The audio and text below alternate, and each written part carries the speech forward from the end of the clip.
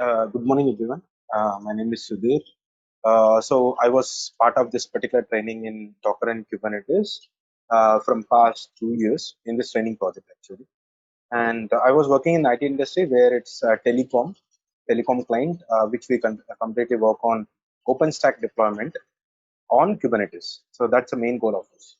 And we use SF storage as a backend to store the persistent data of our applications and all, whatever it is. Okay, some XYZ. So that's a project where which I work, and that's my responsibilities of working over there. To be short, actually. Okay. So coming to this particular course, entire this particular course will be on premises. On premises in the sense, I'll be showing you everything on my own laptop. Okay, I will not be using any cloud providers or any other cloud providers like AWS, Azure, Google Cloud, or something like that. So if you know, my belief is in such a way that if you know from scratch, if you know how to build on your own on premises, so handling the cloud is not that tough. Okay, it is just a click actually. Okay, I believe in that. Okay, so in my course entirely I concentrate on premises deployment of applications, whether it is Docker, whether it is Kubernetes, or whether it is Helm charts, or whether it is Terraform, whatever the course content I've displayed. So that will be entirely on that particular scratch. Okay, from scratch. So initially when I start, because I need to keep in mind that some people are new, or some people are like already have some experience on Linux operating system. Some people might have already working with the Docker and Kubernetes and all. Okay, so keeping that in mind, I need to start from scratch, which means that I need to start from Linux operating system, not in complete, not the administrative level, but what are the things are needed to go further, like to work with a Docker and Kubernetes and all. So that a Linux operating system related information I'll be teaching in the first class. That is the first class which will be starting after this demo. I'll be picking Ubuntu and CentOS operating system for this installation and setup and all. Okay, that is the first thing which I will where I will start. Okay, after that we will step into networking part. Okay, so networking part is like what is IP address, what is class, what are the classes we have, what is a private network, what is a public network, what is a gateway, what is subnet, what is a CIDR value. So these things, what is a broadcast. So these things we will be discussing in our class. The main purpose, you might ask me, like why we need this networking, is it really needed for us to have a networking concept? To be frank, yes, actually. Why? Because networking is important nowadays, because see, networking team will take care only at the switch level or at the router level or something. Okay, when you have connected to that particular network, if there is some issue on your side, you have to troubleshoot and fix it. It's not the networking people who will take care of it. So for that, at least you need to have some idea what is this IP address, networking and all. So once you have an idea on this, then you can fix it on your own. A basic troubleshooting and all these are all needed. So for that reason, after Linux operating system, we are teaching networking part, and then we will enter into a Docker. Okay, so Docker history, Docker commands, what are the commands we have, Docker backup and restore, okay, migration of images and containers, okay, how to build our own custom images using Dockerfile, okay, and then what is bridge network, what is host network, and what is none network, what is volume mount, bind mount. So all these things we'll be discussing in the Docker part. Okay, so beyond that, we need to understand what is the underlying technologies used by your Docker, like container D, okay, run C, okay, what is a files what is the namespaces, C groups, okay, and what is union file system, what are storage drivers. So these things are something beyond your Docker. Means you need to understand why, because tomorrow if you want to change this particular default settings of your Docker, if you want to customize it, okay, you need to have this good understanding on the underlying technologies of your Docker, so that you can propose something or you can implement something without using the default parameters. Okay, so for that we need to understand the basics of not the basics actually, the underlying technologies of your Docker. So that is important. We'll be teaching that at last of your Docker, because if I start telling at initial stage itself, right, you'll get confused. Okay, so that's the reason once I teach about Docker completely, then at the end I will be teaching about this particular what do you say, um, underlying technologies of Docker. Once that is done, we need to see the dashboard.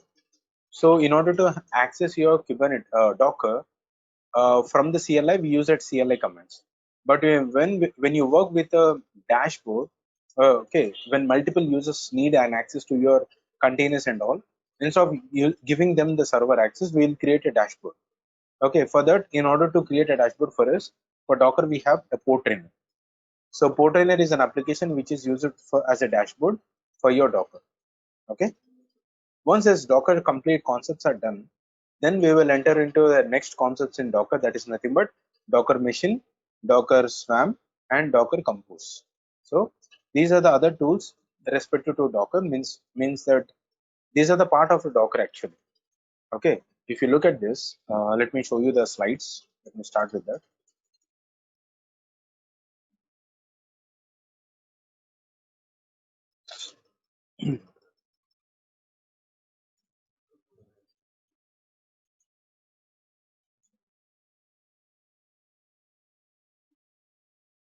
So if you look at this PPT,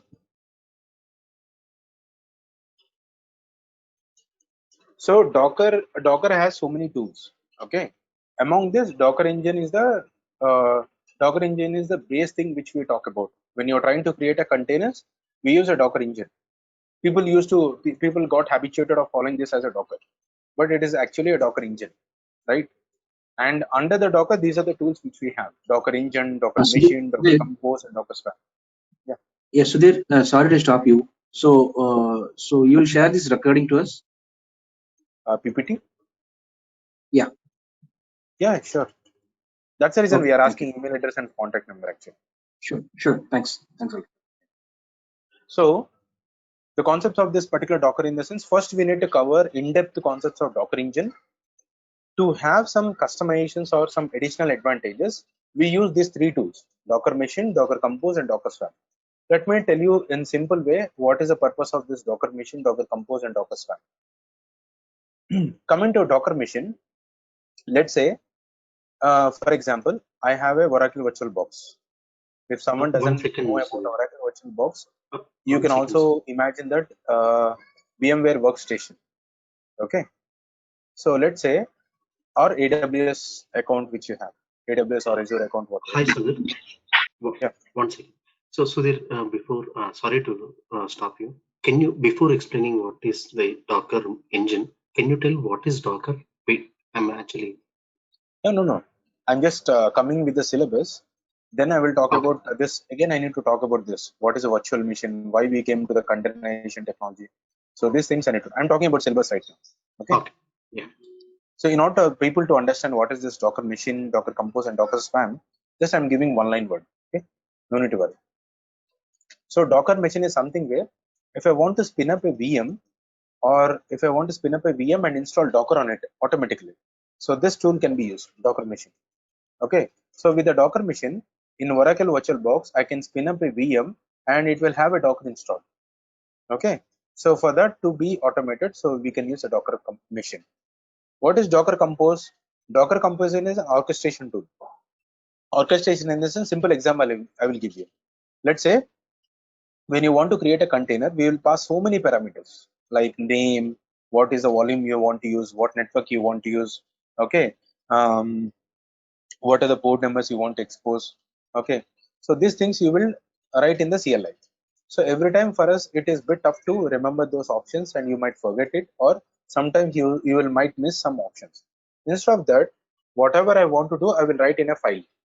Okay, in a YAML file, for example. So we obviously will be writing a YAML file. It is not a scripting, it is just a format which we will be writing.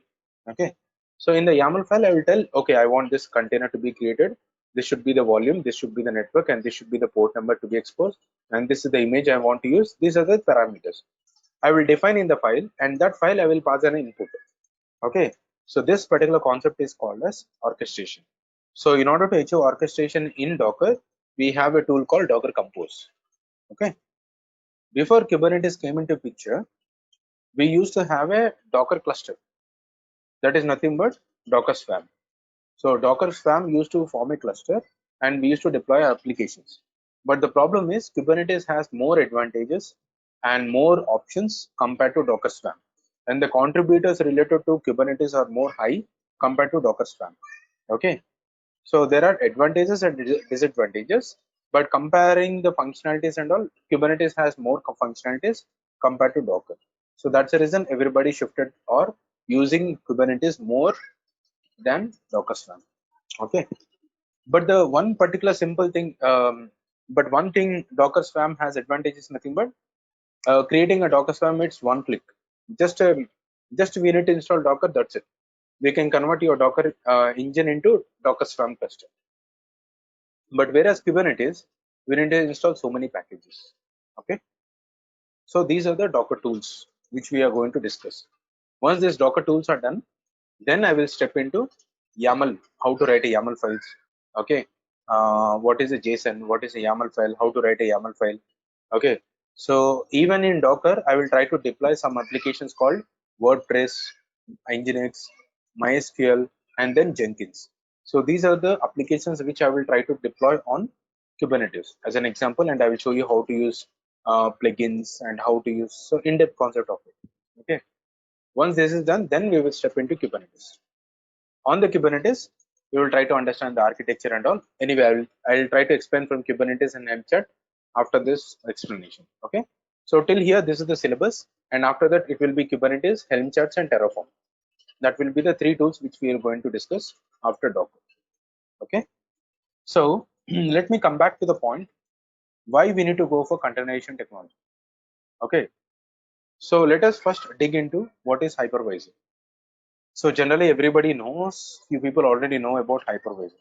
So hypervisor is something, a piece of tool which is used to create a virtual machines, okay, virtual devices on top of your physical devices. Okay, the hypervisor is a tool actually to create a virtual machines on top of your physical machine.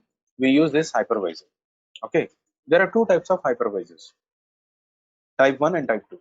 Type 1 is called as hardware hypervisor, type 2 is called as software hypervisor. Okay, so software hypervisor in the sense, for example, I want to, let's say you already have a laptop or a PC, there you have installed Windows 10 operating system. You installed it, you are playing some games and all. Now you started working on Linux operating system, some particular training or whatever it is. Now you want to practice it. You don't want to disturb your base operating system, but I want to install Linux operating system as well. Okay, the simple solution is you need to install a hypervisor tool like Oracle VirtualBox or VMware Workstation. On that you can create your virtual machines and you can install Linux operating system. This is called as type 2 hypervisor. Okay, the hypervisor which needs an operating system on the base machine is called as hypervisor 2. Okay, hypervisor 1 in the sense it is called as hardware hypervisor, which means that the best example is nothing but VMware ESXi. Okay, it is an operating system and hypervisor as well, which will create a virtual machines on top of your bare metal service or virtual machine, whatever it is. Okay, it doesn't need any operating system. Your hypervisor itself is an operating system. Okay, that is called as type 1 hypervisor, which is called as hardware hypervisor. You can see the left hand screenshot, which will tell you hardware, host hardware means your RAM, CPU, and all. And then you will install the hypervisor like VMware ESXi, Hyper-V, Xen, Xen, which is called as Xen, XEN. Okay, so those are the hypervisors example for hardware, and on top of that you will create a virtual machines. Okay, that is the type 1 hypervisor.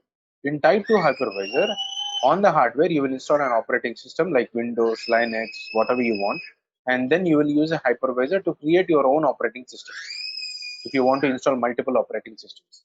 Okay, that is called as type 2 hypervisor.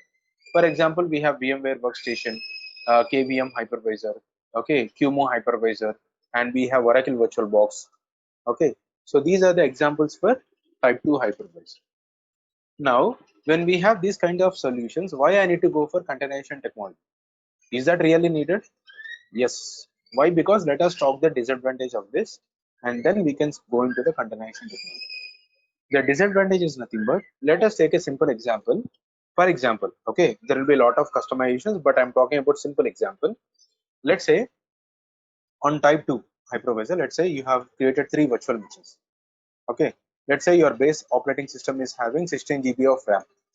Okay, now you are trying to create 3 virtual machines. You allocated 3 GB RAM for each and every operating system virtual machines which you have. One is running with Nginx, one is running with MySQL, and one is running with some WordPress application or something. Okay, now rest of the RAM is left for your base machine. Okay, some amount of RAM is needed, right, for your base machine to run, because without having a base operating system, how your virtual machines will run? So some amount of RAM was allocated to your base machine. Rest of the amount of RAM is distributed among the VMs which we have. Now, by days passing, then I came to know that one of the VM, though I allocated 3 GB amount of RAM, it is using only 1 GB. It is not crossing beyond that. Then I observed another VM which is using more RAM and which is not sufficient, which we have allocated. Okay, which is already full. Due to that, my application is bit slow. Okay, in accessing and all. So customers are facing some trouble. So then what I want to do, I want to reduce the RAM which was allocated to the VM which is not using much, and I want to reduce there, and which was reduced, I want to add this particular RAM to my VM which was using more. Then in order to do that, what I need to do, first I need to stop my VMs, and then I need to increase my RAM, right? Always I need to do that. So it's not a dynamic allocation where my VMs cannot where my VMs can use whenever it is needed. It can increase, and whenever it is not needed, it cannot reduce it automatically. It doesn't have a dynamic functionality of scaling and scaling out of my RAM. Same thing related to other hardwares as well, disk, okay, CPU and all. So in order to do that, what I'm trying to do, so that is a one particular drawback which we have. That is the first thing. Okay, and let's say next disadvantage. That is first a disadvantage. Next disadvantage is nothing but, when you're running some application in this particular operating system or a VM, you allocated this particular VM of 4 GB, for example, let us say. Now, when you are running some VM, for that VM, you will be installing some operating system. On that operating system, you will installing some application, right? So, for operating system to run, it needs some particular RAM and some particular resources to be consumed, right? Only the rest of the resources which are available will be used by your application. So because of this, what is happening? I'm not using the complete resources which are allocated to my VM, because some amount of RAM is already used by my operating system, because it is running with kernel. So kernel will run some particular applications in the background. So for applications to be running, we need to have some RAM allocated and some CPU to be allocated. So obviously, some amount of resources are already used. Only the rest of the resources need to be used by my application, which is causing an not a full-fledged usage of my resources to the application. So that is a second disadvantage. So with these two disadvantages, we are facing a lot of troubles when we are deploying some applications. So in order to overcome this, they have introduced a concept called containers. Okay. So what container does have? Did you understood till here, or any questions here? So that we can jump into the containers with this advantage. So these disadvantages will come as an advantage to the containers. Let us talk about that. Any questions?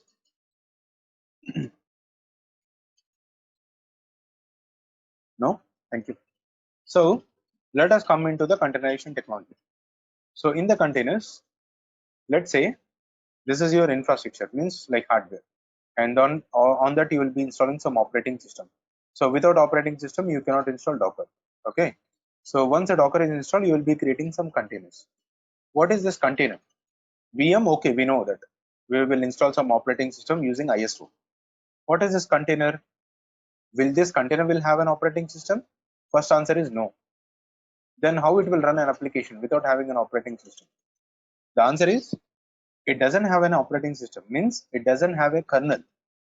Okay, containers doesn't have any kernel. It will have operating system related libraries and binaries. Okay, let's say I'm using Ubuntu. Ubuntu has its own libraries and binaries. CentOS has its own libraries and binaries. Those libraries and binaries will be there. In order to get that, we need to use image. Instead of ISO, it is image actually. So that image will have a less number of packages. Okay, so it will have only libraries and binaries to run your application in that particular container.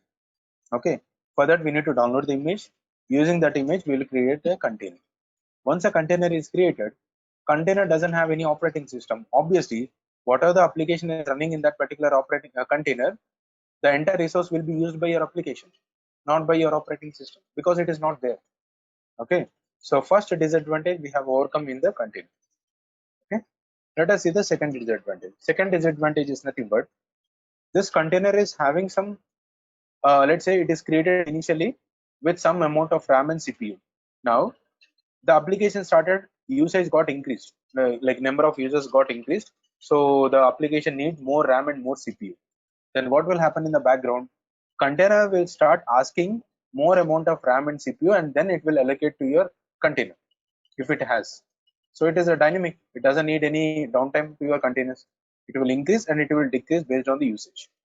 Okay, so that is the advantages we have in this containerization technology. I explained only two advantages, but we have so many advantages over there. And the creation of the container is within fraction of seconds, but creation of the VM and bare metal servers, it will take some time to configure it. Okay, maybe 10 minutes or 15 minutes, but in container creation will be in fraction of seconds. Actually 1 second it will take, 1 or 2 seconds. Okay, so it is much faster to create, and it is portable. Portable in the sense I can install Docker on Docker containers on Windows, on Mac OS, and on Linux operating system wherever I want. Okay, it doesn't bother about the base operating system. Okay, and if I want to migrate my container from one particular machine, from MacBook where my Docker is running and I have installed container, I created a container.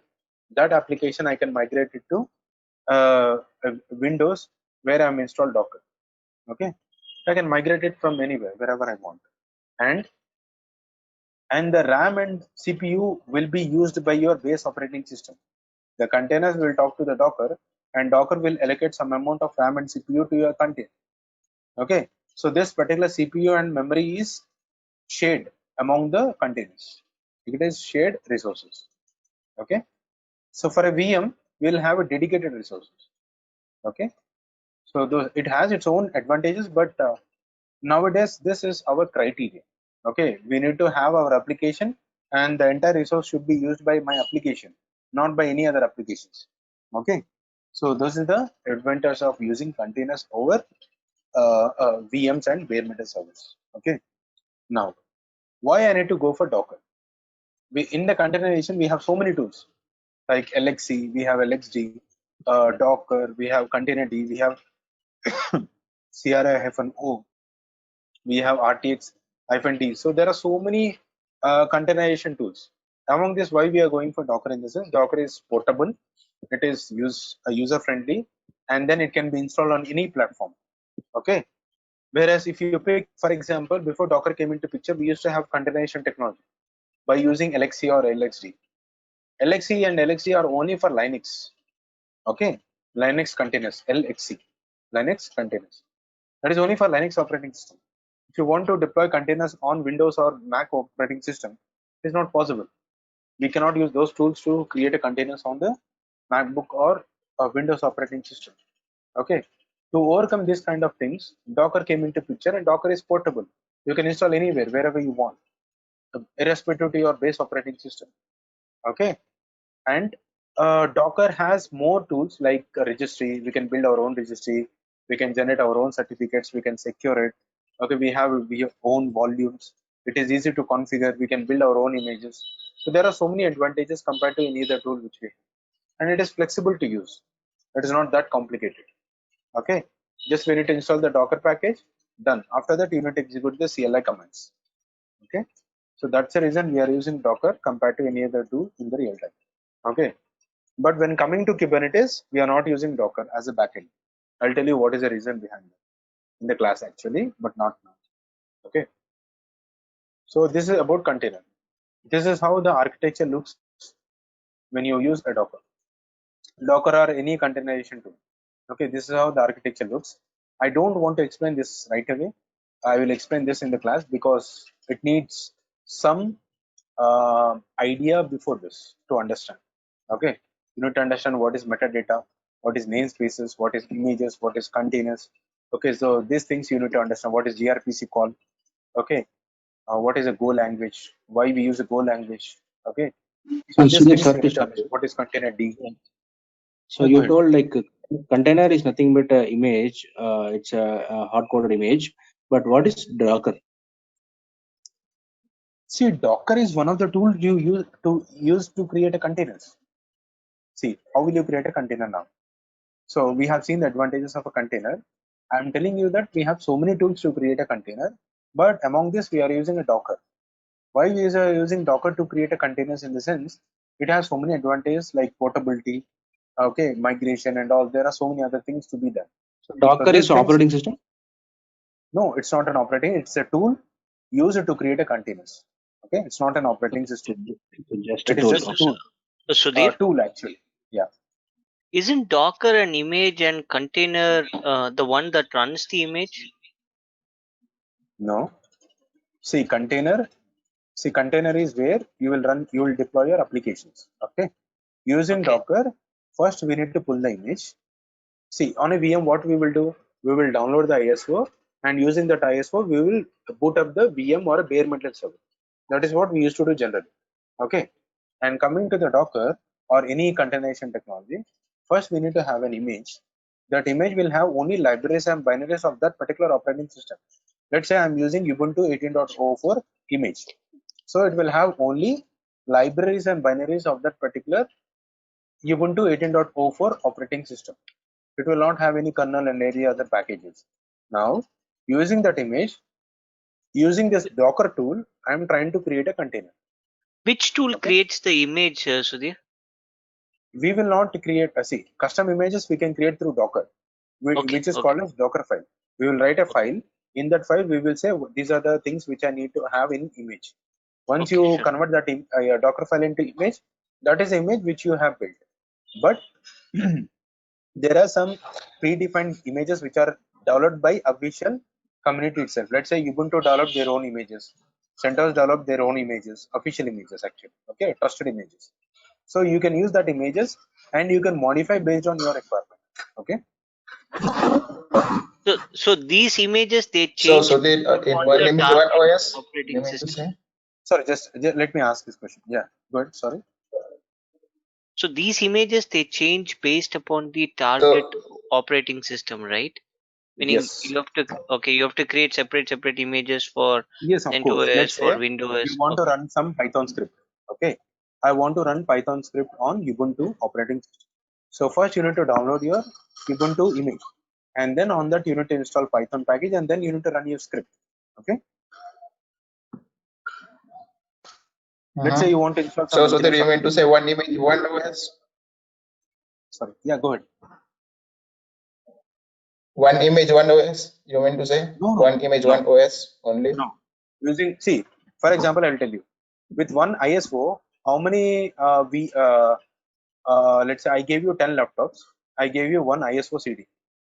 Can you install with that CD? You will install only operating system on one particular laptop or 10 laptops? 10. Obviously, it's the same thing. So with one image, you can create n number of containers. Okay. Image is a reference to create a container. No, Okay. what I'm asking. Yes, we can create multiple containers, but that all containers will have the base operating system same as the Of image, course. right? Whatever the image will contain, yeah, So the container will run on the same OS, right? In this diagram, you can understand that every container will talk to the image in order to get some data. So image is nothing but a read-only layer. Container is a read-write layer. So whatever you try to install, it will install only on the container layer, not on the image layer. Okay. Yes, so there's one but question. if suppose the first container wants to run the application which is on suppose Linux based and the other containers wants to run other application which requires Yes. Windows, then It will how it not will use disturb that your. image? It's It not will not possible, disturb your right? image. Yeah, it will not disturb your image. It will install on your container layer.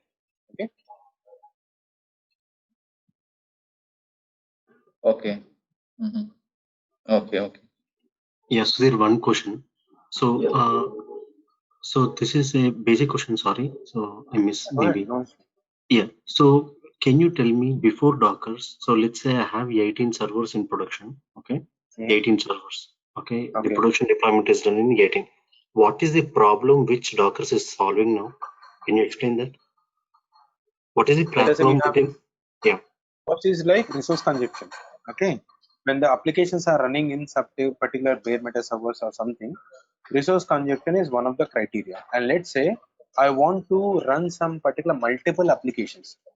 When you want to run some multiple applications, what you will do? You will run the multiple applications on same bare metal server or virtual machine you used to deploy on different servers. Yeah, we'll deploy in We used different to servers. deploy. We used to deploy in different servers. Now, in order to deploy in different servers, how much resource you need and how much cost you are paying for that particular resources, right? Yeah. Imagine in that way. Okay. So in order to take these things into criteria, see, not only these things, there are so many other criteria actually. To be in short, first thing is like I can run only one application or multiple applications in a virtual machine. But when I want to run one application, I want to use the entire resource only for that particular application. I don't want other applications to be used my resources. Okay. In order to have this, I want to use a container. Why? Because in a container, I will run only one application. So whatever the resource was allocated to that container, that application will use the entire resource. There is no other application to use this resources. Okay. So that is a segregation which we are doing in the container. And the second thing is dynamically the resources are getting increased, and whenever it is not needed, it is decreasing it. Okay. So this functionality you cannot achieve in the bare metal servers or the virtual machines. Am I true? Right. Yes. I don't know at any point of time as an administrator, I doesn't know which container, which bare metal server or which VM will use more RAM, more resources and less resources. So based on that, I cannot shift the increase or decrease it. It's not a game, right? Where I can shift it whenever it is not needed or I can decrease it. I cannot do that. In real time, it is not possible when I use it. But in a containerization technology, it automatically adjusts this particular resources based on the usage. Okay. So these things are obviously advantages for the applications when you are running for large deployments and all. Okay. One small follow-up question for the same. Yeah, good. So, as part of our syllabus, how will you cover something related like to deploy an application in the Docker, like which is a Java or .NET application? Applications like Java, let's say Java in the sense, let's say we will deploy Jenkins, one of the CI/CD tools. Nginx is a simple example, which I obviously take it. Okay. And then WordPress, it's one of the web application which is used to design your websites. Okay. And then database applications, database servers. Okay. Okay. So one last, sorry, one second. So one last question. Sorry. So and monitoring tool as well. One more point, and monitoring tool as well. Okay. Thank you. So you said Linux, Unix, Ubuntu will be the first one, networking and Docker. So after that, Yes. how many classes is Kubernetes or how many classes is Docker? I just want a classification. To be frank, actually, half of the class. Let's say half day I will be taking for Linux, networking, Kubernetes, all the tools and all. Rest What of is the the half total day duration? Duration is 6 weeks actually. 6 weeks. Yeah, 6 weeks. Okay. So excluding Sundays. Okay. So daily 1 hour. Daily 1 hour in the morning time. Okay. So Sudhir, Timings and all you can talk to the management. Timing, course fee and all you can talk to the management. Anything related to syllabus, I'm trying to explain this. Sudhir. Yeah. So everything is going to be on premise, right? Like On-premise. you're not going to. Okay. So when you come to this, when you come to this Kubernetes and everything, all the cluster setup and everything, we will do it on premise. On premises. Nothing. See, I will not touch AWS or Google Cloud. Okay. And everything is going to This be is the on thing. Linux. Will we do anything on this a is how. Windows system? Will we do anything on Windows, Sudhir, or it's all on Linux? No. See, I'm using Mac operating system. So on that, Okay. I'll be using Oracle VirtualBox. On Oracle VirtualBox, you can see, right? These are the VMs which are installed with Kubernetes. Okay, this is the cluster. Okay. Okay. You will walk us through the basics of, because like some of us are No need new to to worry. all these things. No need to Yeah. worry. You are new to this. I will show you from scratch. Okay. So nothing to worry. So just copy paste that. That's it.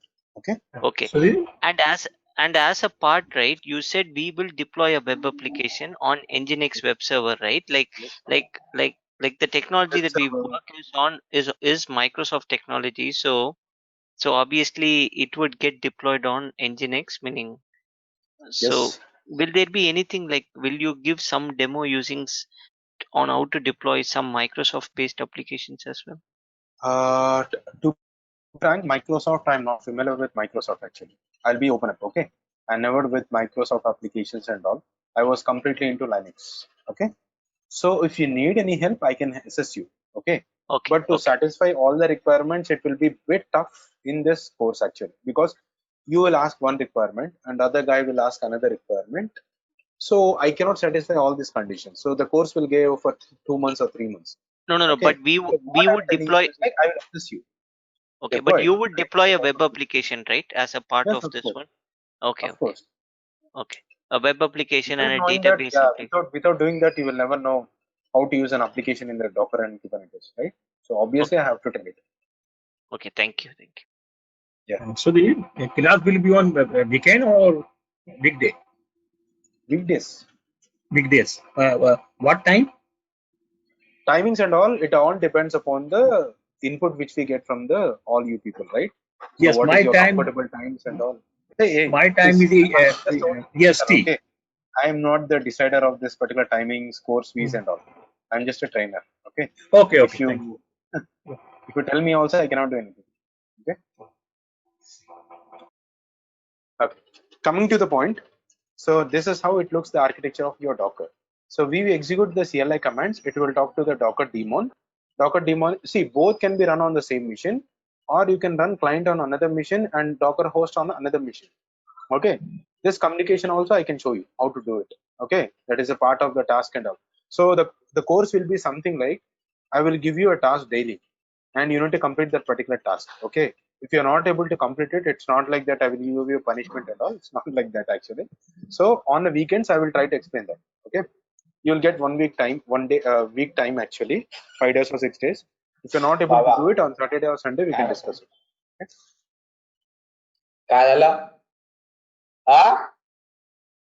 Can you please go on mute? Sorry.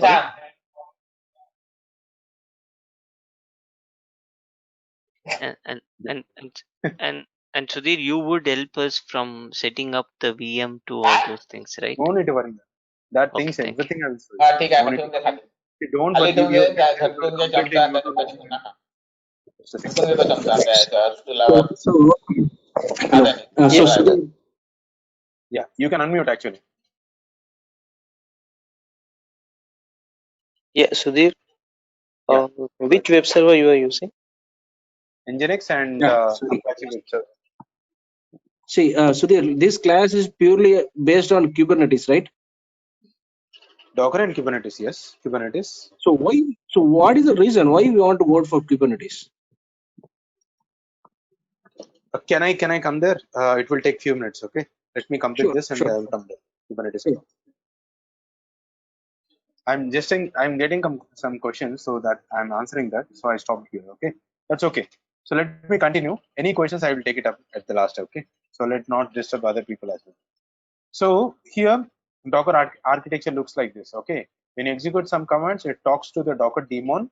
Based on your request, it will try to pull the image from the registry. The registry can be the official Docker Hub registry, or we can create our own registry. Okay. So all these experiments and all, we will do it. Okay. No need to worry about this. Will we do the customizations and all? Yes, we will do it. Okay. How to do it and all, everything I will show you. Just you need to practice it. Okay. So it will pull the image and then it will create a containers for us. Okay. This is how the architecture works. So this is the interview question. How this command, when you execute something, how this will run in the background. So what are the things it will undergo? Okay. So this is the slide which will explain you what it does exactly. Okay, so your Docker CLI will talk to the daemon using an API call. Okay, so using API, it will pass information to the daemon. Once a daemon has received the information, in the backend, it will use a gRPC call to pass the information to the container D. Container D is the actual tool which will create a containers for us. Docker was not the tool. Docker is just, it will try to club all the things together. That's the reason I told you in Docker we have underlying technologies. So we need to understand that. Among that, container D is one of them. Okay, so Docker will use container D in order to create a containers. Okay, so in order to pass the information to the container D, it will use a gRPC call. Okay, remote procedure call it is. Go language remote procedure call, G. Okay, so once the information has passed to the container D, container will talk to the necessary run C, and then it will create a containers for us. Okay, so this is how it works in the background. Okay, without using Docker also, we can create a containers using container D. That I will show you in Kubernetes. Okay, so this is an interview question. Okay, so now these are the underlying technologies of Docker, like namespaces, union file system, C groups, and all. Lib container. So these things I will explain in detail. What is this exactly? So where it will be used, how it will get executed. Okay, everything I will show you. Okay, so then this is the installation slide. How to install Docker. Now Docker is divided into two parts actually. To install the packages, it divided into two parts. One is open source and one is enterprise edition. So open source is nothing but Docker community edition, and licensed one is nothing but Docker enterprise edition. In licensed one, you will get support from Docker. You will have some advantages, like you will get some trusted images, okay, signed and trusted images, and you will get your own storage registry. Okay, there are so many things which you will get it. If you are using open source, you need to build it on your own. Okay, so obviously we will be using community edition, not enterprise. Okay, but everything is same. Okay, after that we'll be discussing so many commands, like what to do with each and every command, what is the advantage and what is the disadvantage, what are the maximum things that we can do with this options and all. So that I'm going to explain. Okay, so these architectures and all I cannot explain you right now. Okay, these are not needed. These things I already explained you. What is a Docker Swarm, Compose, and Docker machine. Okay, so in the Docker Swarm, we use overlay networking actually. Why? Because a container which is present on one Docker machine and the container which is present on another Docker machine should communicate with each other. So this communication will happen only through overlay network. So Docker Swarm will use overlay networking actually. Without using Docker Swarm also, I will tell you how to use overlay network. That today I just completed one particular class to all my old students and current running batches and all. I just shown them how to create overlay networking without using Docker Swarm. Today, just now we have completed before this particular demo actually. Okay, so I will try to explain same thing for you guys.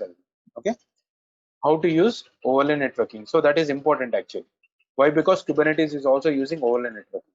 So you have to know how to create an overlay networking without using Docker Swarm or Kubernetes. Okay, so that I will tell you. Simple. The concept is a container which is sitting on one particular host machine needs to communicate to the container which is sitting on another host machine. Okay, so to establish a connection between these two, we are creating a overlay network. Okay, that is the only thing which we are doing. Okay, yeah, everything I will show you from scratch. Okay, that's it. Now this is about the dashboard, Fortinet dashboard, which is a screenshot which you can see. Okay, so this dashboard is used to manage your Docker host machine from the, instead of from CLI, we are managing from the dashboard. We can create a containers, we can delete the containers, we can start the containers, we can stop, we can pull the images, we can create the volumes. Whatever you're doing from CLI, the same things can be done through dashboard. Okay, why? Because instead of giving server access to each and every one, let's say there are some developers, they want to create some containers.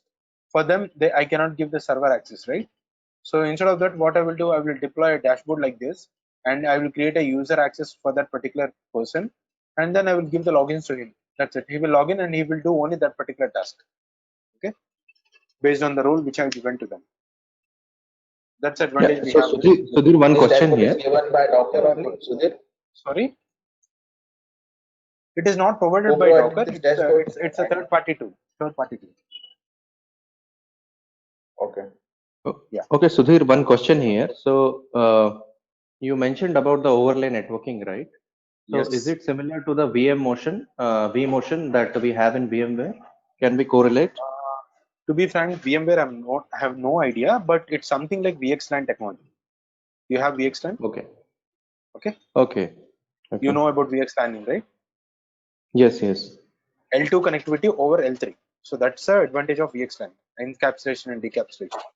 Those things will be done through Oh, overlay. Sudhir, what is this tool, Sudhir? This what you're showing us? Port Trainer, PORTAINER, Port Trainer. You This can see on this the is slide. this a third party tool, right? Or Yeah, does third that party. doesn't?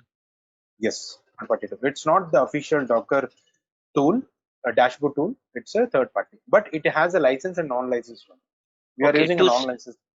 to maintain all the container instance and everything. Meaning Yes. that's okay. Let's say I want to It's create a container. Okay. No need to go to the CLI. I don't need to log into the dashboard. See, if you want to create a container in my particular Docker host machine, I will not give you a server access, because if I give you server access, you can destroy my everything, right? Anything you can destroy. Okay. I cannot okay. control your access. So instead of that, I will deploy a dashboard for you. I will create a login for you. So using that logins, you will log in and you will do only that particular task based on the permissions which are given to you. Okay. That's how it Yeah, is. so I have a query. Like, who will use this Docker in real time? Like a developer or server admin? Testing and developing both.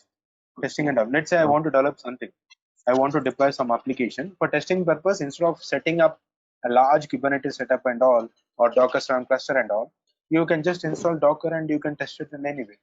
You can install See, on your that's what I want to ask you are Sudhir. running Like, direct which operating person, system. like a DevOps person, will use Everybody, this? everybody. Let's say you are a Python developer, or let us say you are an operations engineer, or you are a tester, like QA engineer. For all of them, they need some particular platform to run their applications. Am I true or not? Okay. For them to get the resources and all to deploy and test it, it is hard to create a VM and all and these things. So that they can use this particular Docker, and we already have the images. Then they can create a container and they can deploy an application whatever they want. Okay. Let's say I want to run some Python script. For me, no need to concentrate on understanding the operating system, installing the operating system, and how to install the Python package and all. It is not needed. I will download the Python image from the Docker Hub registry, and I will create a container with Python. That's it. It will create a Python container for me, and I will place my Python code and I will test it. That's it. That is for testing and developers. So this third-party tool is being used by companies, Sudhir, nowadays? No. They develop their own images. No. They use official images. The base images will be official. On top of that, they will do some customizations. Okay. No. I am asking about this tool for maintain that Docker container. Companies are using this tool nowadays. Yes. Container. Of course. Okay. Okay. Docker alone is only for our testing purpose. It's not for production use. Okay. In production, we don't use Docker. Only for our testing purpose. Let's say I want to create some container and I want to test my application and all. So you don't have access to the production servers. It is restricted actually. Let's say it's already handed over to the client. Now I want to test something. There is some particular bug. I want to replicate it. So you can test it on your own Docker machine. You can install on MacBook or you So can you are install saying on that Docker. Windows. Sorry? So yeah, okay. So you are saying that Docker is not for the production one; it is only for No. testing. It's not for production. No. Never ever. See, Means no one used for never production. ever. No. What about Docker Swarm? Docker Swarm, no. When Kubernetes came into picture, no one is using Docker Swarm for production. See, Yeah, that's the so reason, right? So Kubernetes replaced Docker Swarm, right, Sudhir? Docker Swarm, why? Because there are so many contributors, there are new functionalities added. For every 6 months, we have a new release. Okay. So there are so many functionalities which are getting implemented. When you see with Docker Swarm, we don't have those many functionalities which we can achieve. For that, we need to install some third-party tools. Instead of using third-party tools, Kubernetes itself is providing with their inbuilt functionalities. So obviously, we'll go for Kubernetes. Why I'm telling you Docker cannot be used in production servers is, in production servers, you cannot rely on standalone applications. Means, let's say you deploy some particular application on Docker host. It is running as alone. Now, if your Docker host machine is down, your application is down. So how will you access your application? So that we need So to form Kubernetes for that only, right? So that Kubernetes only for that in maintaining that or in testing Kubernetes everything. backend. Yeah, in Kubernetes in backend to create a containers, we can use Docker, we can use container D or any other container runtime interface. Okay. People habituated initially with Docker. Now Docker it's not at all useful for Kubernetes backend containerization technology as well. If you look at this particular Oracle VirtualBox, I created Kubernetes cluster with container D. This particular cluster is created with Kubernetes cluster with Docker. So two of them I created to show my students like actually how we can build it. Okay, for them I have shown it. Actually. Okay, so Docker is not mandatory. Okay, to use for your Kubernetes to create a containers or for you to create a containers. Okay.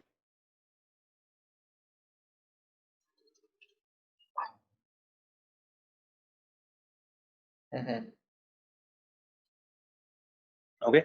So this is how the overlay networking looks. Okay. But practically when you try to explain you, then you will understand more about this. Forget about this right now. Just overlay networking is something. If you want to establish a connection between two containers are present on different nodes, then we use this overlay. Sorry, yeah, go ahead.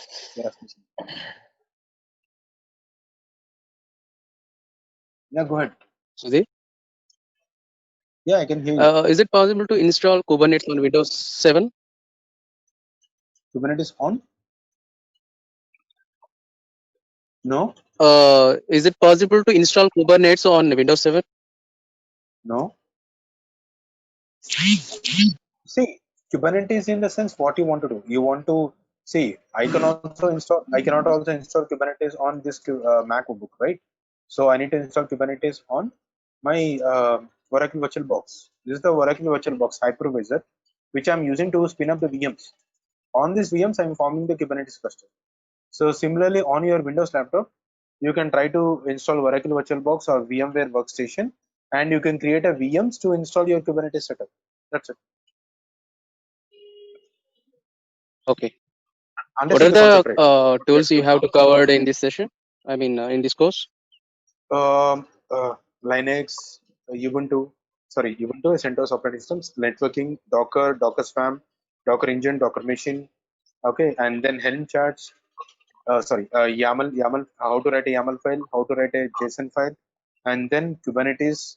After Kubernetes, then we need to understand about monitoring tools like Kibana, Grafana, and all.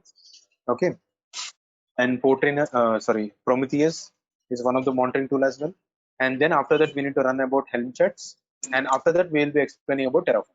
Okay. Sudhir, you said something like Kibana, right? Yes. So why ELK comes into picture, Sudhir? How will you monitor your applications which are running in Kubernetes cluster? That's the first monitor question. for that we use Kibana. Okay. Let's say today I created a container. I created a pod in the Kubernetes cluster. That pod went down. Okay, it was not there in the cluster. Now I want to analyze why it went down. So how will you do that? Using this Kibana, you can do that. Okay. You said so many other tools, right? What is the UI tool that we will use to manage this Kubernetes? Because it doesn't have a GUI tool, right? We have this. You can see this, right? Which one is that? Its own GUI tool. Oh, its own. Okay. Is it this KubeADM that we are talking about? Yes, KubeADM. KubeADM. Okay. So if you want to form the Kubernetes cluster, we have so many tools. Okay. So among this, we will be using KubeADM. And if you want to form your in this course also, I will be explaining you how to form Kubernetes cluster high availability without using any tool. How will you form your Kubernetes cluster from scratch with high availability? Means if any one of the manager node is down, how will you access your Kubernetes cluster with the rest of the manager nodes? Okay, that is called as high availability. Sudhir, sorry to stop this one. So this everything what you told, it leads to a career path for the Kubernetes admin, or what are the roles we can go? In the DevOps For a 10-year engineer, we can guy. DevOps engineer For a 10-year or experience, senior development engineers or let's say, see the positions and namings No, of that I'm not a developer. I'm not a developer. I'm from the infrastructure background. Yeah, as a senior development engineer, see, I'm also working in development right now, Python development and all. So I'll be working on Kubernetes and Kubernetes automation and all. Okay. So for that, I need to understand about Kubernetes in and out. If I don't understand, I cannot automate that, right? So we need to write any code actually? No, nothing. No coding, nothing. In the center course, you will not write any code. Okay. Only thing is like you need to know how to write a YAML file, YAML and JSON. Okay. Yeah, will you explain multi-master cluster in Kubernetes? Yes. Multi-masters like this. I draw a diagram. It's my own hand. Okay, this is how it looks. Guys, please wait for 1 minute. Okay, I'll plug in on just 1 minute. 1 minute. Okay, I'll be back.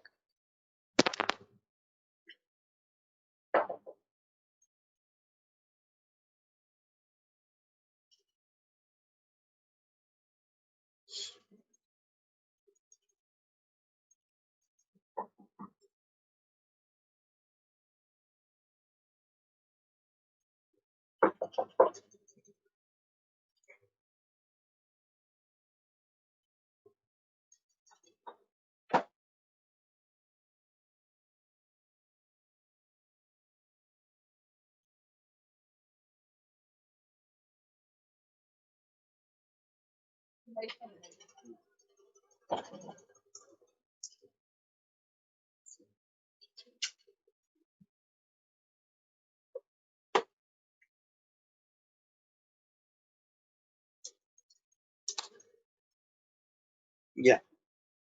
So guys, give me a few minutes opportunity. Okay, let me explain what is the tools which I'm going to explain and what are the course and topics which I'm going to explain. Then you can ask the questions. Okay, don't jump in about the topics which are not covered till now. Okay, let's say. So this is all about Dockers, which I will try to explain. Okay, Docker Swarm and all. So this slide talks about Kubernetes difference and Docker Swarm. Okay, slight differences. Okay, so forming the Docker Swarm is a bit easy compared to Kubernetes because in Kubernetes we have so many tools. Okay, components that need to be installed. Okay, and the contributors towards Kubernetes is high compared to Docker Swarm. Okay, Kubernetes has high fault tolerance and Docker Swarm has low fault tolerance and all. Okay, and once your Kubernetes cluster is formed, you will have so many functionalities which are inbuilt in Kubernetes, like load balancer.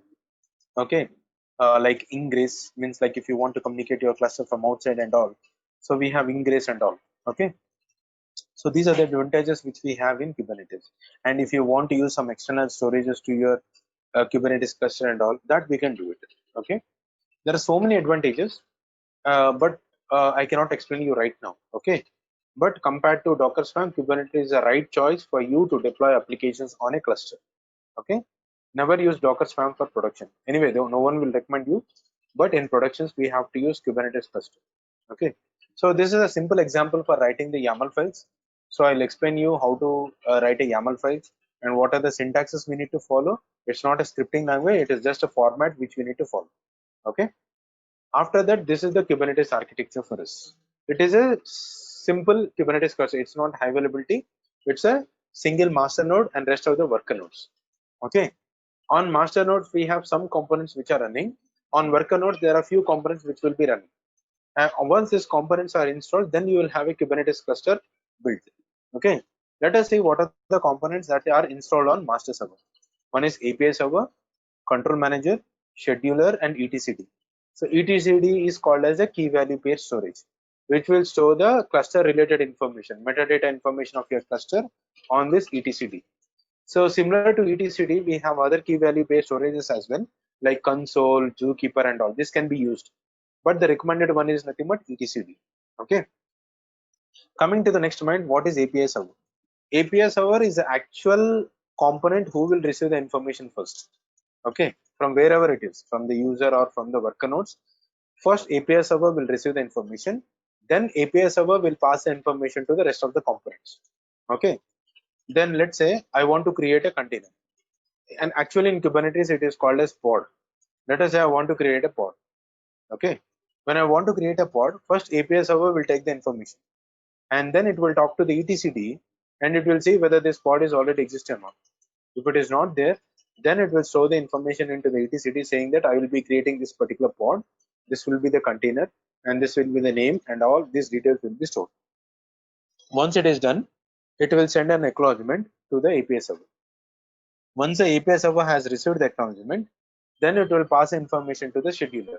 Okay, scheduler will decide on which worker node it should launch the application. Okay, on which particular schedule, on which particular worker node it should launch the pod. Okay, so how scheduler will know how many worker nodes we have, what is the status of the worker nodes, whether it is feasible to launch this particular pod on the worker node or not? This information will be given by the control manager.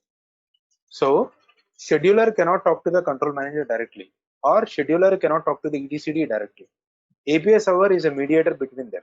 So in order to get this information of the cluster state and all, control manager will pass information to the API server, and the API server will pass information to the scheduler. Okay, then scheduler will decide on which particular worker node it should launch. Once a decision has been made, then it will pass information to the API server, and API server will store this details in the etcd. Once it is stored, then it will pass the information to the worker node. This is the responsibilities of each and every component on the master node, whether it is high availability or standalone. Okay, once a decision has been made and the API server knows which worker node it should launch, it will talk to that particular worker node. Okay, then who will receive the information first? On the master node, it will be received by the API server. Then who will receive the information first on the worker node? Kubelet. So kubelet is a component which will receive the information first, and then it will talk to the Docker or container. I told you, right, in backend we can use so many containerization tools. Either you can use Docker or whether you can use container. It will pass information to them. Once the information has been passed, and then it will create a container, and then this information will be passed to the API server. That's how it works. And there is one more component called proxy. Proxy is something, a proxy server, which will pass the information from the user to the actual application which is running inside the container. Okay, so that is the responsibility of proxy server. Okay, it will bypass the information from the user to the container, okay, using a port forwarding. So these are the components which are present on the Kubernetes cluster. Okay, on every worker node you will see the same components. On any master node you will see the same components. But in the master node, if you want to use more than one, it is high availability. Means all the master nodes should have the same information. Means etcd is formed as a cluster. You will see later how to do that. Okay. So I told you, right, either we can use a Docker as a backend for Kubernetes, or we can use a container. Okay, both I can show you how to use it. Okay, initially we will start with the Docker, and after that I will show you how to form a Kubernetes cluster with container as a backend. Okay, that also I will show you. See what are the options and methods are there. I will show you all the things which I have. Okay, for that reason it will take 6 weeks for me to complete the course. Okay, so this is the example YAML file which we need to write in order to create a pod in the Kubernetes cluster. So this is the YAML file which we are writing. So that, and this YAML file is passed as an input to the Kubernetes manager node. So this method is called as orchestration. So that's the reason Kubernetes is called as orchestration tool. Okay, generally Kubernetes is called as orchestration tool. Why? Because you will try to create a resource using YAML file. Okay, that's how it is. This is how it works. I told you, right? It will pass information to this, and all, and then it will pass information to the worker node, and then it will get a response. That flowchart is there here. Okay, you can see here. Sudhir, I have a question. Yeah. Can you go back to the architecture, please? Okay. Yeah. So basically, what is the role of kubelet, and what is the difference of role between kubelet and the kubeproxy? Kubelet is a service which will be running on all the worker nodes. That will be the component who will receive the information from the API server. Let's say I want to create a pod. So user will try to execute some command. This is the command. Okay, I will execute this command, right? kubectl create -f and this file. Okay, whatever written in the YAML file.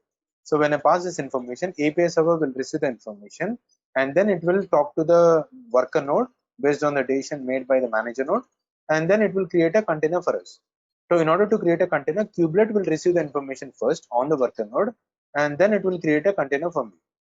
Coming to the proxy, let us say you are running some Nginx web application. I want to access in the browser. So let's say I gave some port forwarding to access this particular application, which means that I can give the IP address of this particular worker node and some particular port number. When I give that in the browser, it will go to the application directly. Okay. So in that case, kubeproxy will do this particular task, passing the information from this IP address to the container. Okay. Okay, User so is nothing but basically, your end user, right? what Application based. you're saying is we can deploy multiple pods on worker nodes, right? Yes, of course. We can deploy multiple pods on worker nodes. We can deploy a number of pods in the worker node. Okay, so basically we also can allow multiple users to access these pods through the kubeproxy, right? Of course. Yeah. So, but why is API server coming into picture? Is it is developer? See, user in the sense, don't get confused. User in the sense, let's say you are the web user. Let's say you are accessing Flipkart.com to book something. Okay, your Flipkart.com application is running on this Kubernetes cluster. Okay, so in order to create something on Flipkart application, let's say today there is some bug. Okay, some bug in the sense when someone is adding some coupon, everybody is able to get the offer. Let's say there is some bug of it. So what I want to do as a developer, I want to fix it. So for developer, I will apply that particular path set to that particular Kubernetes cluster, will receive the information, and that will be applied to your pod. So once it is applied, you are the user, you are the end user, you are not the actual user who is trying to create some particular pod. User in the sense, he is the end user to access the applications which are running in the cluster. You are not managing the cluster. Okay, user in the sense, the user who is trying to access the applications which are running in the cluster. Okay. Okay. In that so case, you mean to say that that is the application user, right? That is the application user, and here it is the developer who is responsible for deploying the container. Or the operation engine. Okay. Yeah. Okay. Now, in the backend, Kubernetes supports so many containerization tools. Either you can use Docker or Containerd. In our production servers, we are using Containerd. We removed Docker from Kubernetes 1.16 version. We upgraded it to 1.17. At that point of time, we removed Docker from the containerization, and we are using Containerd for Kubernetes. Okay, to create containers. Okay, that's how it is. Now these are the components which we are going to. So these are the topics which we are going to cover in Kubernetes. Limit range, okay, node, cron job, services deployment job, daemon set, pod, okay, question volume, secrets, and all. Okay, so these are topics. Apart from this, we'll be talking about RBAC, Ingress. Okay, so there are so many other tools which are added in each and every version. This is the old version slide actually. Okay, but anyways, apart from this, we'll be discussing Ingress. Okay, rollback access control. There are so many other tools as well. Okay, so those things we'll be discussing in this Kubernetes. How to use it in Kubernetes. Okay, and this is the dashboard which we are going to deploy. And instead of doing from CLI, how we have seen Portainer for Kubernetes, Docker, right? So similar to that, for Kubernetes to be accessed from the dashboard also, we can deploy this. Okay, so whatever you're doing from CLI, the same thing can be done from the dashboard. Okay. Sudhir, just a question actually, general question. Is there any example you can say that there is some very normal applications in daily basis we can assess those are running on the Kubernetes actually? See, like any URLs or let me take my example. Okay, let me take my example. We are deploying MySQL database servers, Jenkins application. Okay, and we are installing monitoring tools to monitor, and we are installing self storage as a applications in my Kubernetes cluster as well.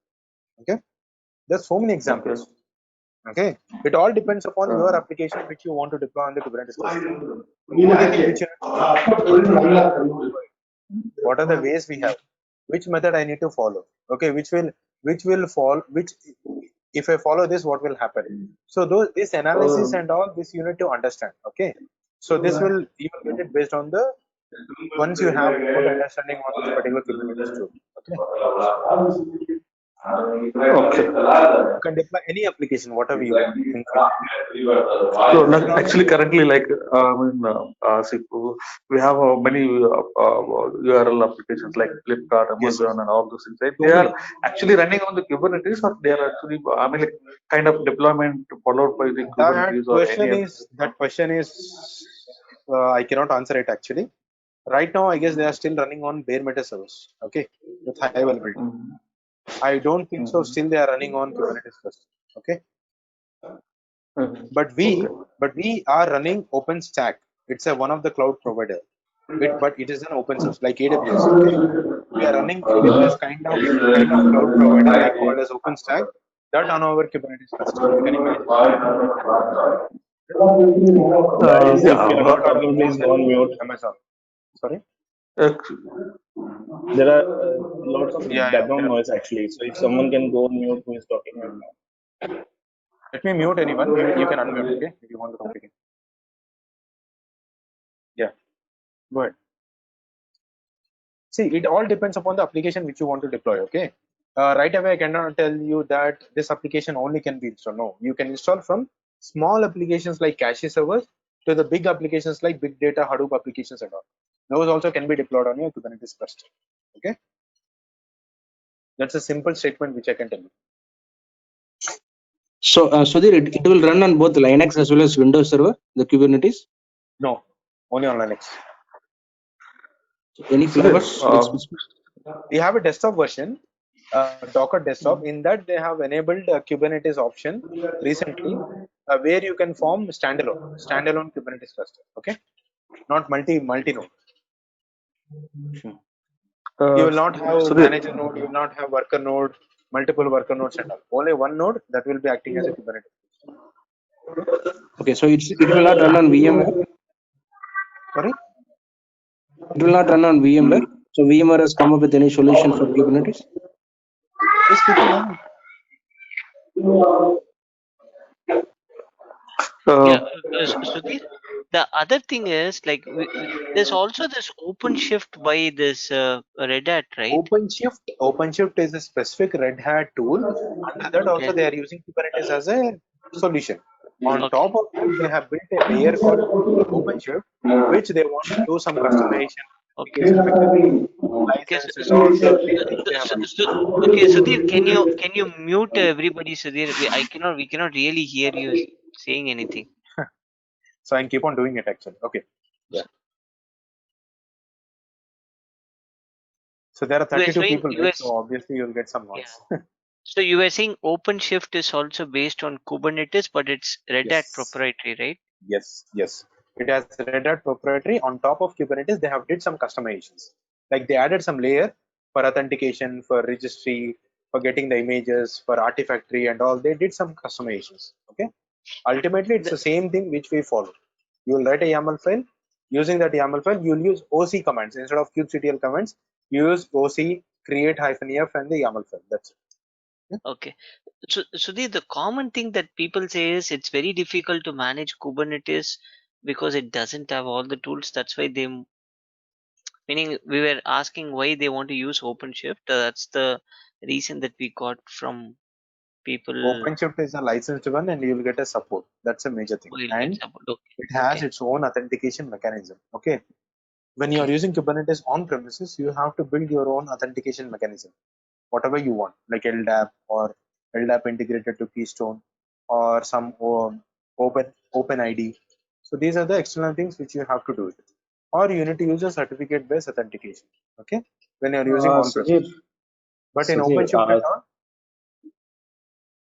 so sorry to interrupt you, but I would request, like, few people are still actually, can we take these questions at the end, because we are just breaking the flow. We are not able to understand anything in flow.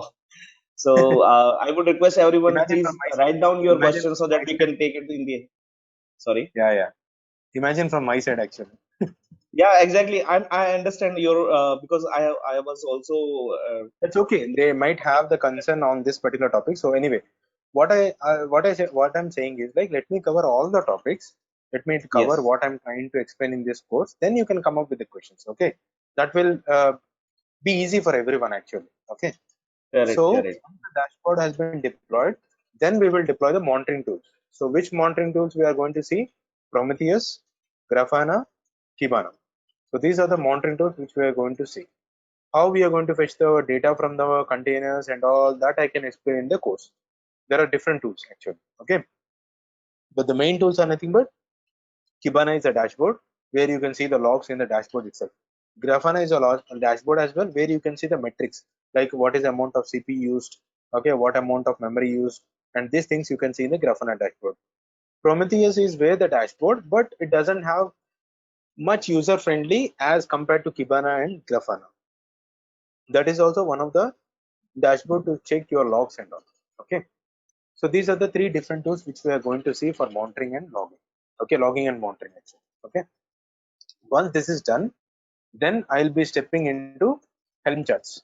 So this is important nowadays. Why? Because when you're working on large environment, when you want to deploy some applications, you need to deploy your applications using some charts. Chart in the sense, whatever you want to deploy, you will be deploying so many components, right? Or for each and every component, you will be writing some YAML file. So all the YAML files will be bundled together. That is called as chart. In order to deploy this particular chart, we are using Helm is a tool. So that's the reason it is called as Helm charts. As simple as it is. Okay. So we need to understand Helm chart. Older version has a different strategy, and new version is 3.x actually. Older version in 2.x we used to have a different approach. I will explain you both the differences as well. And then once this is done, you should be able to write your own charts and deploy the applications. Any application. It is also not a scripting language. Just we need to understand how to write a chart, where to write what parameter, how to write a functions and all. That's it. Okay. Once you know how to deploy an applications using Helm chart, that will save you a lot of time actually. Okay. Then Terraform. Terraform is one of the platform tool which is used to create a resources on Kubernetes cluster.